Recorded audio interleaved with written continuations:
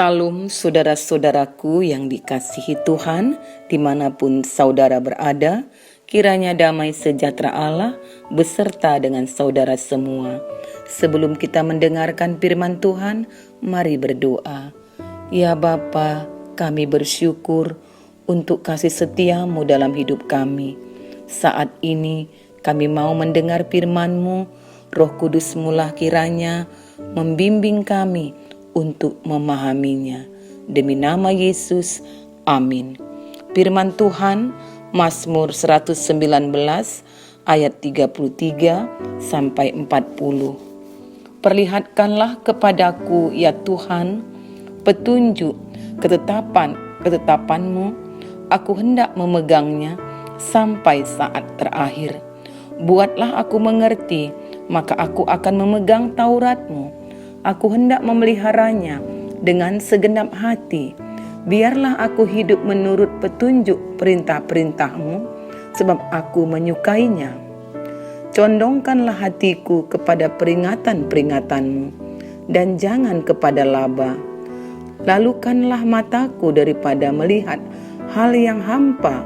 Hidupkanlah aku dengan jalan-jalan yang Kau tunjukkan. Teguhkanlah pada hamba-Mu ini janji-Mu yang berlaku bagi orang yang takut kepadamu.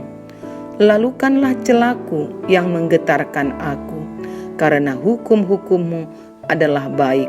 Sesungguhnya aku rindu kepada titah-titah-Mu. Hidupkanlah aku dengan keadilan-Mu. Tema kita, menaburkan pengajaran. Saudara-saudaraku, ada sebuah kisah yang terjadi beberapa waktu silam di Amerika Serikat. Seorang kakek berkulit hitam dengan tubuh yang bungkuk berdiri di depan pintu kantor lembaga Alkitab. Kebetulan pintu kantor terkuak sedikit. Dari dalam terdengar suara seorang pemuda dari balik meja. "Silahkan masuk, Kek. Ada yang bisa dibantu?" Pemuda yang ramah itu juga adalah orang Amerika berkulit hitam. Kakek itu melangkahkan kakinya dengan tertatih-tatih. Sepasang kaki yang dibalut sepatu butut dan pakaian yang dikenakannya adalah pakaian usang. "Apakah kalian menjual Alkitab, Nak?" tanyanya. "Betul, Kek," jawab pemuda di balik meja. "Sebelumnya aku ingin bercerita. Maukah engkau mendengarnya?" pinta sang kakek. "Tentu, ceritakanlah, Kek," jawab si pemuda penasaran.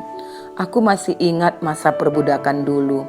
Aku terlahir sebagai seorang budak dan majikanku beberapa kali berkata di perkebunannya, tidak boleh ada budak yang belajar membaca dan menulis.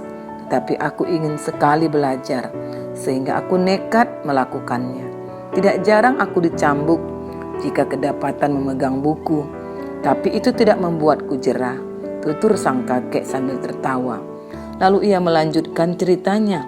"Setelah itu, aku dan ayahku mengabdi kepada anak majikanku yang sudah berkeluarga. Anaknya ini beda. Ia mengizinkan budaknya belajar membaca agar bisa membaca Alkitab. Aku semakin bersemangat. Aku membaca Alkitab dan berusaha melakukan perintah Tuhan yang kubaca. Sayang sekali, sekarang aku tidak punya Alkitab lagi.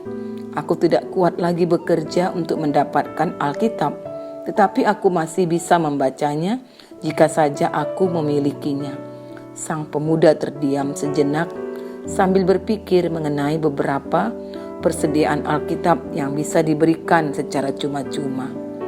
"Aku tidak mampu membeli Alkitab, Nak, tapi bisakah aku mendapatkan Alkitab dengan bermain suling?" "Ya, aku bisa bermain suling, Nak," kata sang kakek. Maka terdengarlah suara suling dan merdu menggema di seluruh ruangan kantor lembaga Alkitab. Pria muda segera membuka lemari dan memberikan sebuah Alkitab kepada sang kakek.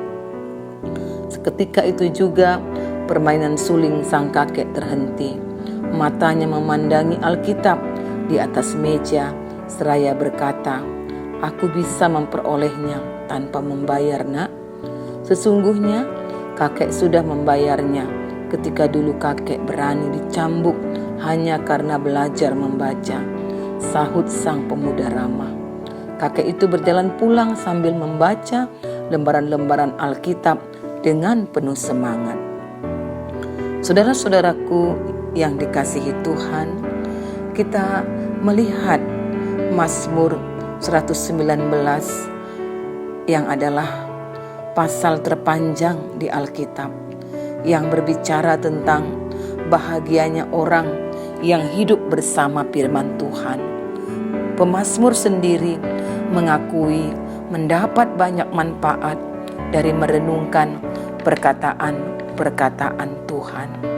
Saudara-saudaraku yang dikasihi Tuhan, Mazmur ini secara khusus di ayat 33 sampai 40 yang adalah ungkapan kerinduan pemazmur untuk fokus pada firman Tuhan.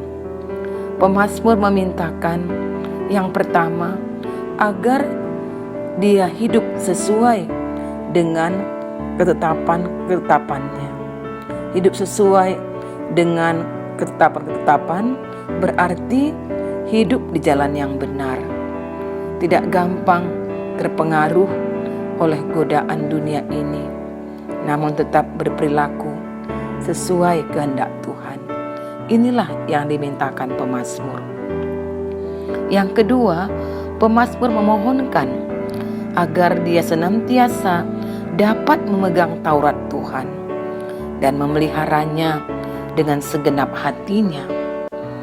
Dan pemazmur mau memakaikan firman Tuhan itu untuk senantiasa mengetahui firman Tuhan, mengetahui kehendaknya, dan dengan itu dia pun mempraktekkannya dalam kehidupan sehari-hari, baik mengenai hubungannya ke Tuhan, tapi juga dengan sesamanya. Apa yang berkenan kepada Tuhan, itulah yang dia mohonkan agar dia dapat melakukannya dari firman yang dia baca dan renungkan.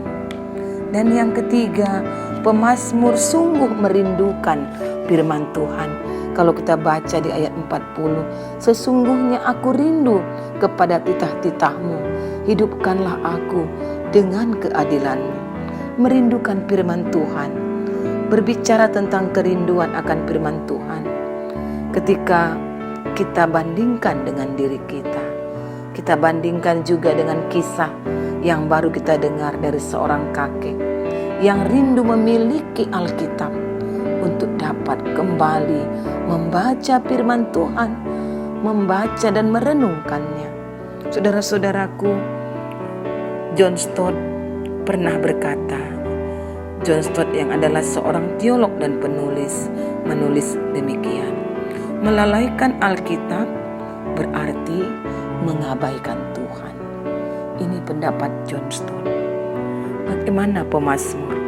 Pemazmur kita lihat menghidupi kebenaran itu dengan cara pertama mencintai Tuhan, berarti memperhatikan firman-Nya. Artinya hidup umat Tuhan yang bergantung kepada firman-Nya akan mendapatkan kesegaran setiap waktu. Walau keadaan tidak seperti yang diharapkan, tetapi ketika hidup di dalam firman-Nya, maka Tuhan akan memberikan suatu kekuatan baru yang tidak pernah dirasakan sebelumnya. Dengan kekuatan itu kita dapat menghadapi setiap masalah dan menjalaninya dengan penuh keberanian sehingga kita dapat menyelesaikannya. Inilah bedanya Alkitab dengan buku-buku yang lain yang ada di dunia ini. Firman Tuhan bukan sekedar tulisan yang dituliskan di dalamnya, tetapi firman itu menghidupkan setiap orang yang membacanya. Menghidupkan orang yang membacanya dengan sebuah kekuatan, bahkan juga sukacita untuk dapat menjalani hidup ini untuk seturut dengan kehendak Tuhan saja. Saudara-saudaraku, biarlah ketika kita menjadikan firman Tuhan sebagai makanan setiap hari, iman kita akan semakin bertumbuh. Seperti Roma 10 berkata ayat 17, iman timbul dari pendengaran dan pendengaran oleh firman Kristus. Banyak kita orang-orang Kristen gampang sekali menyediakan waktu untuk berchatting-chattingan, untuk membaca status di FB, untuk menonton konten-konten di YouTube, untuk membaca berita-berita dari internet dan sebagainya. Tapi kita sangat sulit untuk menyediakan waktu membaca firman Tuhan, merenungkannya. Jadi saudara-saudaraku, jikalau firman Tuhan ini sungguh memberi suatu kekuatan, itulah yang harusnya selalu kita mintakan kepada Tuhan, agar dengan kita membaca firman Tuhan, kita mendapat hikmat dari Tuhan untuk dapat menjalankan hidup ini seturut kehendak-Nya, untuk dapat menjauhi dosa, meninggalkan segala perbuatan kita yang lama. Itu hanya kalau kita dapat membaca, merenungkan firman itu sendiri dan menerapkannya dalam hidup kita. Bagaimana kita dapat mengajarkan firman Tuhan sebagai kekuatan, sebagai pengajaran kehidupan kepada anak-anak kita? Tentu kita mulai dari diri kita sebagai orang tua, sebagai ibu, agar dengan itu kita berkuasa untuk memberikan pengajaran itu sendiri kepada anak ataupun cucu-cucu kita. Kita dapat mempraktekkannya lebih dulu karena kita pun menghidupi firman itu, menerapkannya dalam kehidupan kita. Jadi kita berkekuatan, kita punya kuasa memberikan pengajaran firman Tuhan kalau kita pun menghidupinya. Anak-anak pun ataupun cucu kita minta untuk hidup di dalam Tuhan, hidup takut akan Tuhan. Itu hanya didapat kalau dia pun merindukan selalu firman Tuhan, membacanya dan menjadi sebuah kebutuhannya. Dia sungguh senang membaca dan mendengar firman Tuhan. Kalau itu juga kita ajarkan dari rumah kita, dari keluarga kita, untuk boleh mencintai firman Tuhan itu sendiri. Jadi jangan pernah mengharapkan kita untuk bisa melihat anak-anak kita ataupun cucu kita hidup takut akan Tuhan kalau dia pun tidak pernah membaca, merenungkan firman itu sendiri. Bagaimana dia hidup sesuai kehendak Tuhan kalau dia pun tidak pernah membaca, mendengar, bahkan merenungkan firman itu? Jadi saudara-saudaraku yang dikasihi Tuhan, biarlah mulai saat ini kita punya kerinduan untuk boleh membaca firman Tuhan setiap hari sebagai sebuah kebutuhan kehidupan kita untuk mengenyangkan, untuk menyehatkan rohani kita. Begitu indah jika semua orang percaya memiliki kerinduan yang sama untuk membaca firman Tuhan, sama seperti kerinduan seorang kakek tadi sampai berusaha untuk mendapatkan Alkitab agar dia dapat membacanya kembali. Salah satu ukuran kecintaan kita kepada Tuhan adalah keinginan yang besar untuk dapat membacanya, mempelajarinya, dan memperdengarkan firman Tuhan itu, baik untuk diri kita, tapi juga untuk orang lain yang dimulai dari keluarga kita, termasuk anak-anak kita. Sebab melalui firman Tuhanlah kita akan mengerti kehendak-Nya, mengetahui janji-janjinya, dan mendapatkan tuntunan serta kekuatan setiap hari. Oleh karena itu, saudara-saudaraku, mulailah membaca firman Tuhan sebagai sebuah kebutuhan hidup.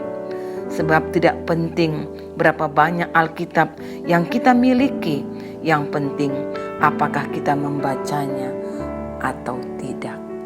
Mari berdoa. Terima kasih Bapa yang baik, kami sudah mendengarkan firman-Mu. Biarlah firman-Mu itu sungguh menguatkan kami, menambah pengertian kami, agar kami mengerti kehendak Tuhan. Demi nama Yesus, amin. Salam saudara-saudaraku, biarlah firman-Nya memberi kita pengertian dan sukacita. Tuhan Yesus memberkati.